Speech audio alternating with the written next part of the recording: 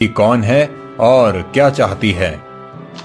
सेनापति ध्रुव महाराज का आदेश लेकर जंगल की ओर रवाना हो जाते हैं, लेकिन वो सेनापति का नहीं बल्कि एक सामान्य मनुष्य का भेष धारण करके जाते हैं। वो देखते हैं कि मृगाक्षी पेड़ पर बैठी हुई थी और वो बहुत मायूस थी। उसकी सुंदरता देखकर ध्रुव मोहित हो जाते हैं। मृगाक्षी के आसपास बाकी जानवर भी होते हैं। फिर तुम कौन हो कन्या, और इतने सारे प्राणियों के बीच तुम्हें भय नहीं लगता? मैं मृगाक्षी हूँ और ये सभी मेरे परिवारजन है। ये जंगल ही मेरा घर है, मुझे किससे भय? क्या ये जंगल तुम्हारा घर है? हाँ, लेकिन आप कौन हैं और मुझसे ये सब क्यों पूछ रहे हैं? मैं तो एक यात्री हूँ, आगे के राज्य में जा रहा हूँ। विश्राम करने के लिए रुक गया था। तुम्हें इन सभी जानवरों के बीच देखा तो मुझे लगा कदाचित तुम्हें सहायता की आवश्यकता होगी, इसीलिए चला आया। यहाँ मुझे किसी की सहायता की जरूरत नहीं है। मैंने अभी किसी राजा के कुछ सिपाहियों को वापस भेजा है। वो यहाँ हमारे ये पेड़ काटने आए थे। हाँ, मैंने भी सुना है महाराज चारुदत्त को एक नया राजभवन बनाना है। हाँ, तो वो बनाए राजभवन, लेकिन यहाँ क्यों? ये जंगल तोड़कर क्यों बनाना है उन्हें राजभवन?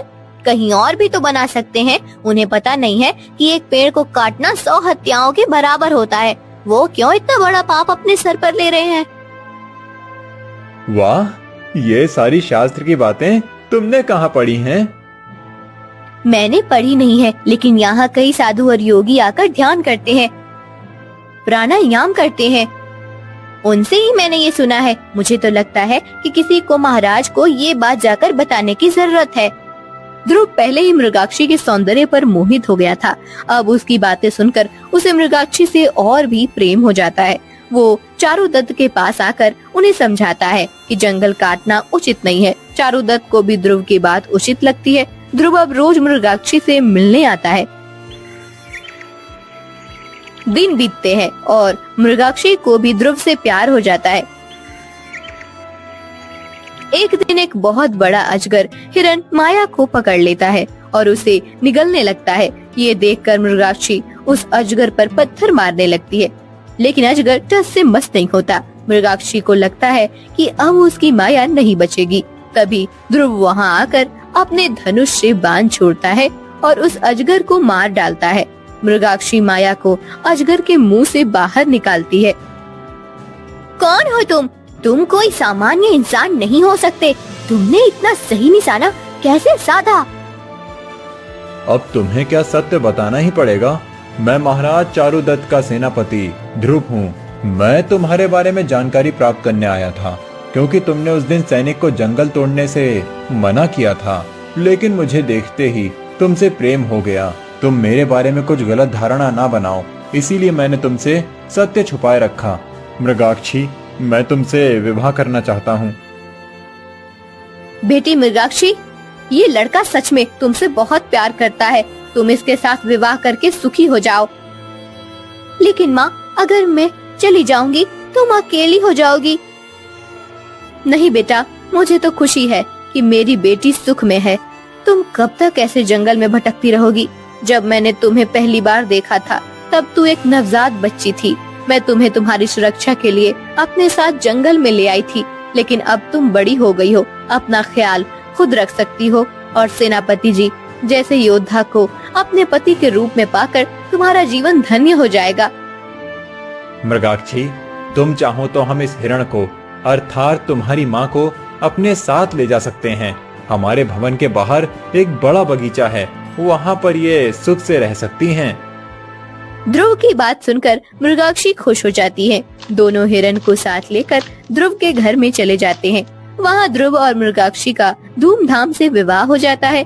हिरण अब मृगाक्षी के साथ सुख और सुरक्षा से बाकी का जीवन व्यतीत करती है।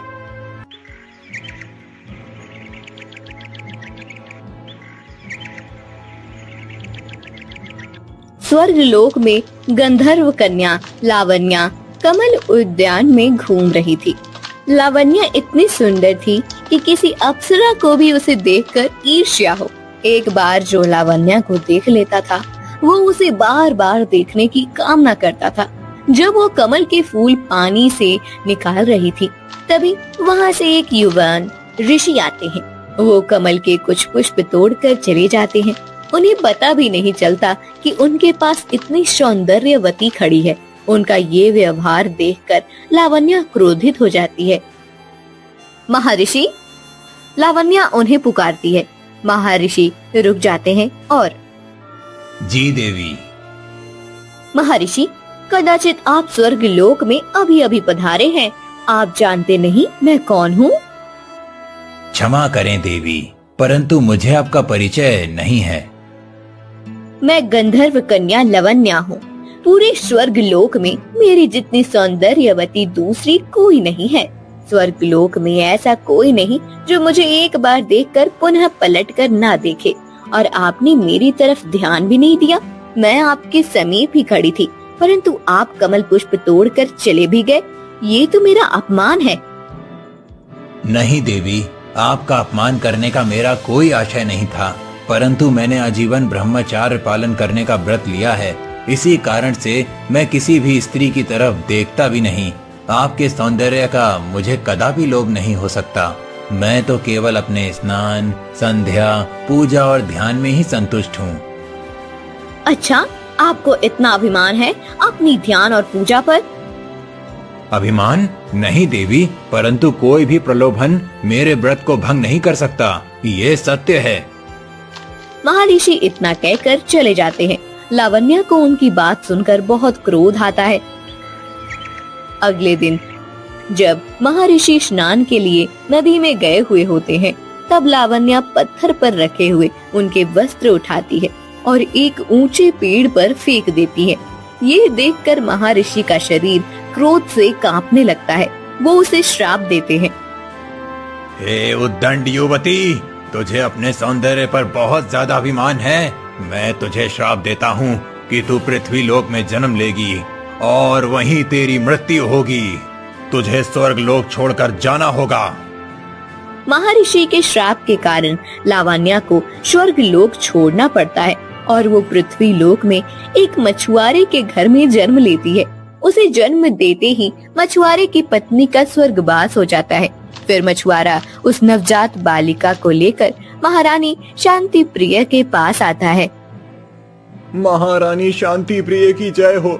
महारानी, ये मेरी बेटी है। इसे जन्म देते ही मेरी पत्नी की मृत्यु हो गई है। मैं गरीब मछुआरा हूँ। यदि मेरी पत्नी जीवित होती तो इस बच्ची का पालन पोषण करती, परंतु अब इसका उत्तरदायित्व मुझ पर आया है। मुझे मछली पकड़ने के लिए कई दिनों तक समुद्र में रहना पड़ता है।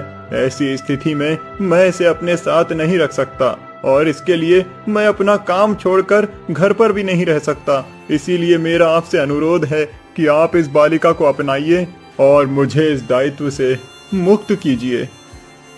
महारानी शांति प्रिया के दृश्य में सबके लिए बहुत प्रेम था। वो उस बच्ची को मछुआरे के हाथ से अपने गोद में ले लेती हैं। कितनी सुंदर बालिका है। मछुआरे, तुम आज से इस बालिका के दायित्व से मुक्त हो। ये अब मेरी पुत्री है। मेरे 7 पुत्र हैं। इसका मुझे संतोष था, किंतु मेरी ये सदा ही मनसा थी कि मेरी एक पुत्री हो। आज से ये मेरी पुत्री राजकुमारी देवयानी है। महारानी मछुआरे को वापस भेज देती हैं और उस बालिका को अपनी पुत्री बना लेती हैं। महाराज शंख शर्ण भी महारानी के इस निर्णय से आनंदित होते हैं। समय बीत रहा होता है और राजकुमारी देवयानी अब बड़ी हो रही थी। एक दिन छोटी राजकुमारी को खेलते हुए देख महारानी शांति प्रिय, आपने इस बालिका को अपनी पुत्री बनाकर सत्य में बहुत ही अच्छा कार्य किया है। हमारे राज्य भवन में हमारे राजकुमारों